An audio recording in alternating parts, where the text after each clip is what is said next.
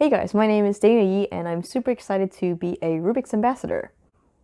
So how I got into cubing, to be completely honest, I don't remember all the details because it was around 10 years ago now, but I found a cube accidentally and YouTube was sort of starting to take off at the time and I learned to solve it on the platform. I don't actually know how I came across competitions, but once I saw one, I was like, oh my god, I have to go to this. And then when I went to one, I immediately got hooked and here we are 10 years later. So how I got into speed cubing, I think that all cubers start sort of with the intention of speed cubing. You don't really want to solve it as slow as you can, even from the start. You want to solve it as fast as you can, and that's how I define speed cubing. Anyone who aims to solve the cube as fast as they can. So on that similar note, I think I got into speed cubing pretty much the same time I got into cubing, which was again around 10 years ago, which is kind of wild to think about. As for my favorite events, always classic 3x3 because everybody knows it, it's relatively quick, and I'm relatively decent at it.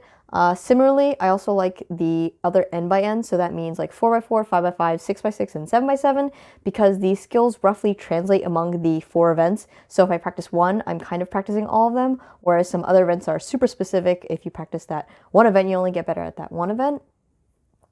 As for showing off some speed cubing, let's see. All right, I guess I'll just do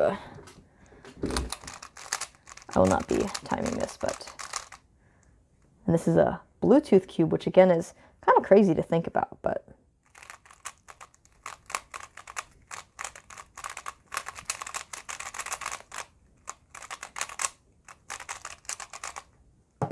boom. And I suppose I'm old and supposedly wise or something, so in terms of speed cubing tips for beginners, honestly, my biggest tip is just to have fun, because if you don't have fun, especially at the beginning, you're not going to want to continue to practice and get faster. For novice and advanced solvers, some more specific things, I think as in life, it's always important to never stop learning. So even if you are the fastest in the world or you're super, super fast, there's always more to be learned. There's always more to improve. So for me personally, I'm always looking at myself and trying to think, what could I have done better? So I guess this is also just a life lesson. Never stop learning. We can always improve no matter what we're doing. And anything else I want to include? I'm super excited. I love cubing and it's really been a long journey to get here. And again, I'm just super excited to get started.